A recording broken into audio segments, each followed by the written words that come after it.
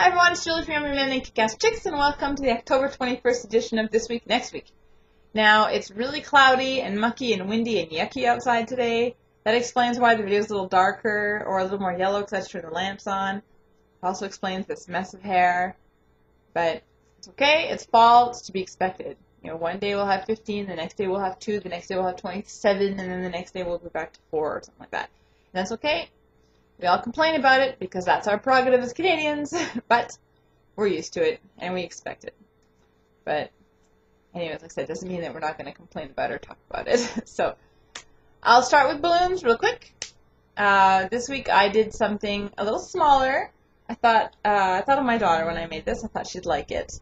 I hope she likes it because lately her requests have become a little bit more extravagant. Like she loves horses, which is sort of where I got the idea today. And she wants me to make her a horse she can ride. Like a horse that she can actually sit on and ride.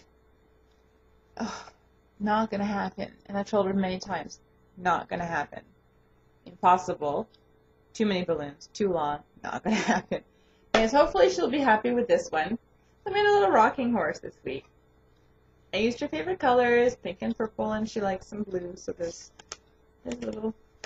He is really cute, and he's quite easy, so I'm definitely going to be making him again, but I was really, really, really, really happy with how this one turned out. Kind of got the idea from a guy on YouTube, but I kind of fixed it a little bit to make it a little bit my own, and I like the way it turned out. So anyways, there's my little rocking horse, but it's front heavy, so it doesn't sit in the middle. Anyways. Also, I want to give you a quick little story about my little Naked Man balloon from last week. I was really proud about how he turned out, even with the weird dent in his head. It's the first time I ever made a balloon like that, and I thought he turned out really well. So, usually when I'm making a balloon, if I'm liking the way it is, or when I'm done, if it's cute and Jason's not home, I'll take a picture of it and I'll email it to him at work.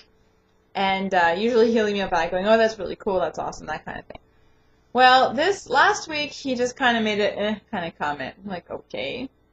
So then when my daughter got home from school, I forgot that I had left on the table. And she starts like, hey, why is he naked? And that was it. I'm like, oh, do you like him? No.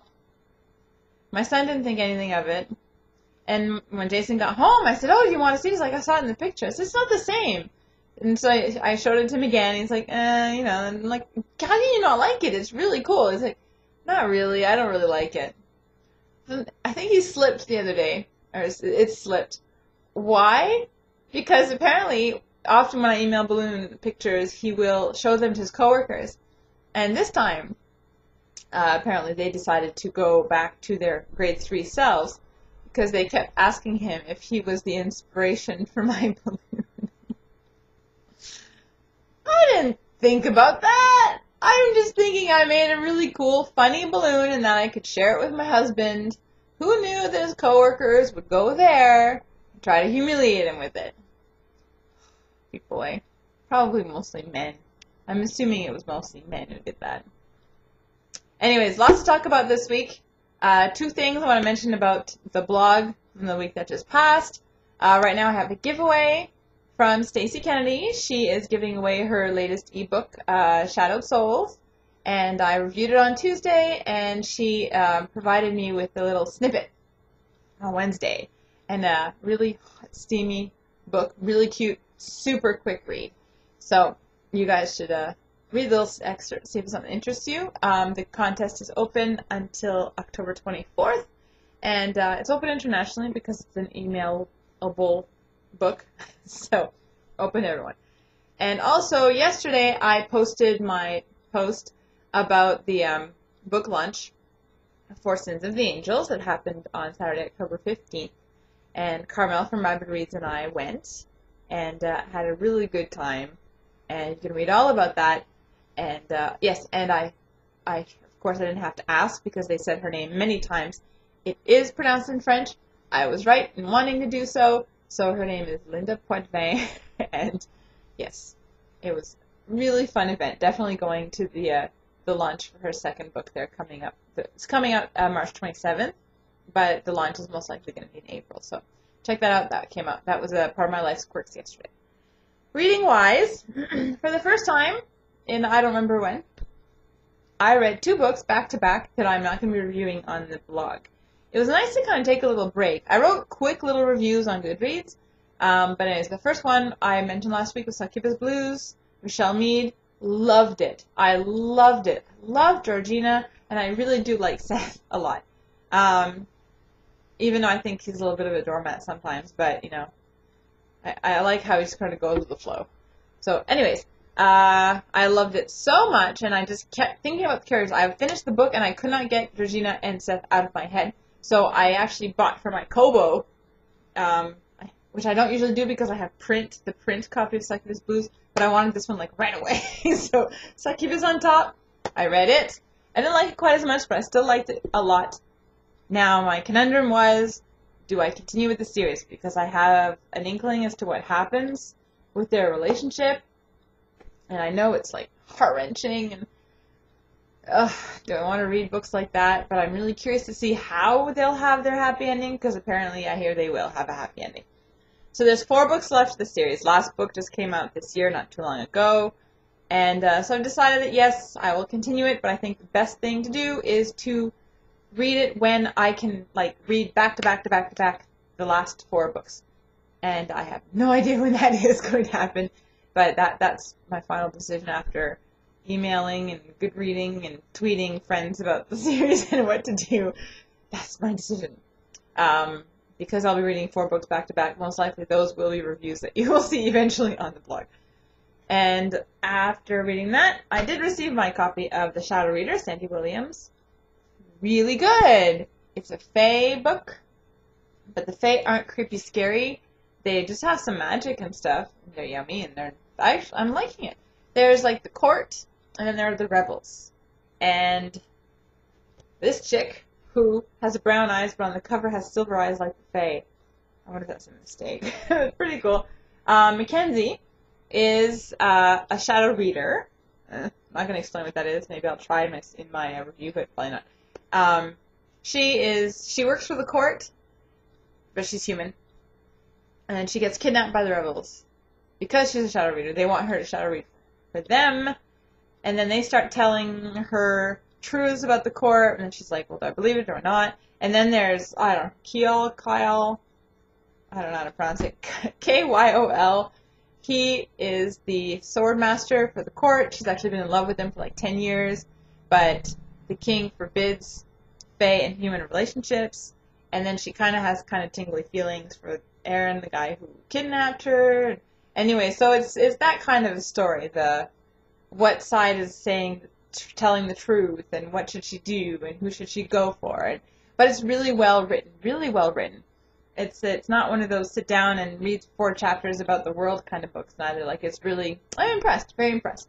So, I'm only about halfway through, so it'll get better, or it'll stay the same. But either way, it's that will be posting on Tuesday. My review for that.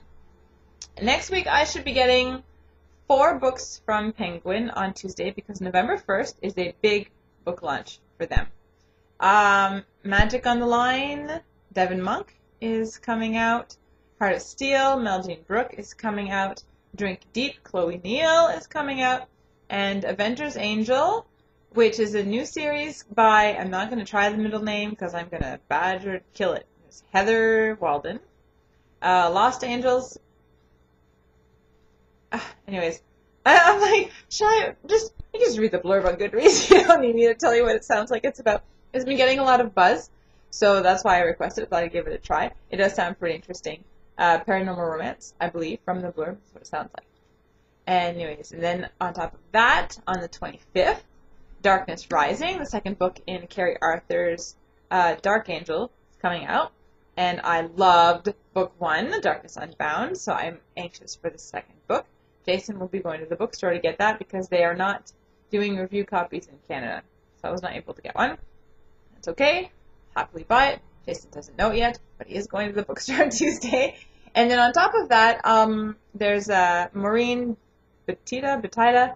She is going to be guest posting early November, and she has it's a pirate book. And it's called Kraken's Mirror. And so I'll have to read that too. So I have lots to read over the next little bit. I am not sure what order they will be read in yet. So what's coming up on Friday? Not 100% sure. I'm sure a lot of people would say, well, gotta do Drink Deep because you gotta figure out what the heck happens in the Chicagoland Vampires, but I'm kind of nervous about reading that one. So it's like, well, do I start with the one that makes me nervous, or do I go for the one that is familiar and that I know I'm going to enjoy because the characters are awesome in Devin Monk's Ally Beckstrom series. So it might even be just set the books up in a circle around me and twirl around and point, and that's what I'll end up doing. I haven't decided yet, but no, that will yeah. So yeah. Oh my gosh. I forgot to turn off my TweetDeck, so I keep seeing these little images showing up in the corner, and it's distracting. Really annoying. And I'm tired, so it's going to distract me today. Oh, okay, weekend. I have a busy weekend. Tonight, I'm going to see Tupi Binu, the live show with my kids and Jason. First time we've ever done anything like that with the family. So I'm really curious to see what the kids will think about it. Tupi Binu is actually based on a French. I don't remember if she's France French, or French Quebec French. But she writes books and they do a cartoon and it's on French and English here. It's just like using your imagination. It's really cute. But I don't know how much of it I'll be able to take. I hope it's a short show because as adorable as those two characters are, it's really only one because the other one doesn't talk. So I'm going to post a little YouTube thing on the bottom. It's really short just to give you an idea of what I'm going to be sitting through tonight. And then tomorrow, all day, I'm going to a parenting conference that's actually in my village. There's Carole Alain. I've spoken about him before. I went to hear him speak once, and he wrote L'Enfant Roi and some other parenting books, and I haven't read any of his books. But he is an amazing speaker. Funny. And I left there feeling really good about the way that I was raising my kids because a lot of things that he was saying are things that I was already doing. But also just, it's good to hear new little tricks, and not even tricks. How do I explain it? It's just little things like, don't constantly criticize your kids, especially when they're teenagers. Your daughter comes out and she's, dressed up like a horror and that kind of thing, and you're like, oh gosh. So instead of calling her over and giving her heck and telling her to go change to go to your room, he says, if you look her in the eyes and tell her how much you love her and how much you trust her and that kind of thing, and she won't, it's just the difference that'll make in the kid. So she won't just leave the house all huff and puff. Like, she's going to leave having a complete sense of love and feeling cherished. So that actually helps deter them from doing stupid stuff because they have that good sense in their brain and that kind of stuff. It was just, I loved it so much, and he's coming back, and he'll be speaking about other stuff this time. So I'm going to see him again, and then there are workshops in the morning that I signed up for. And then Jason, I'm really looking forward to this, and he has the kids all day. He's got to bring the daughter to dance, and it's observation week, so I'm not going to get to see it, but hopefully he'll take a video. But he can get to see my daughter in her dance class, just with her tap and her jazz, and anyways, and I think he's like, so Julie, how do you feel like you need to take a parenting class? Seriously? And then he just kind of smiles and walks away. And I'm like, I thought that was his, underhanded way of trying to get me to not go anymore, which is not beyond him. But no, I'm looking forward to it. I'll be around other moms and, parents. I'm assuming it's going to be mostly moms. And the workshop that I signed up for was for daycare providers or teachers. So that should be interesting. Helping young kids from the ages of 0 to 6 in learning through play. I do that anyways, but it's, I don't know, I find since I have the new baby, it's almost like I could use a refresher on how to do that with the little guys. Because with the 3-year-olds, not a problem. We cut, we color, we are writing, we're starting to learn the letters in our names and stuff like that, stuff for preparing for school for next year. But with the baby, every time she picks something up, I remind her of the color, that kind of thing. Oh, sit down now. Oh, see. Ooh. So, anyways. Yeah, babble. Time to cut it out. All right, so that's my plans for the weekend. Whatever you guys are up to for the weekend, I hope you have a safe and happy one. And, yeah, I'll see y'all next week. À tantôt tout le monde.